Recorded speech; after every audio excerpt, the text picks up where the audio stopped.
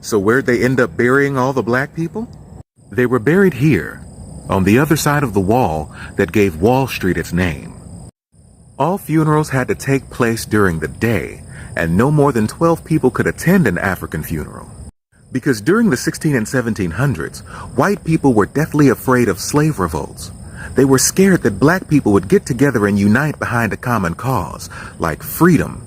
That same fear was echoed in the 1960s during the Civil Rights Movement. And those same fears are felt today with calls for equity, social justice reform, and police reform. So from the 1690s to the 1790s, about 2 to 3 acres of land in Lower Manhattan was used as a cemetery for roughly 20,000 free and enslaved Africans.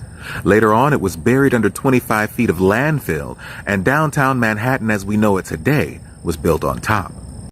It was rediscovered in 1991 while building a federal government office building where the remains of 420 Africans and over 500 individual artifacts were found.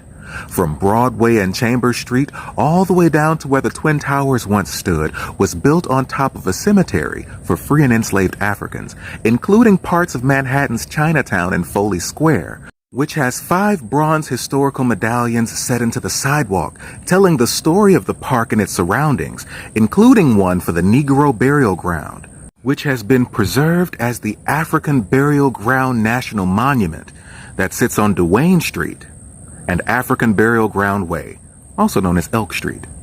You can find it in the Civic Center section of Lower Manhattan. Before waves of European immigrants came and gentrified New York, it was built by enslaved Africans, back when it was called New Amsterdam and New Netherlands. From Manhattan to Harlem to Brooklyn and every borough in between, enslaved Africans helped to build the city of New York, and European immigrants came and built their city on top of our graveyards.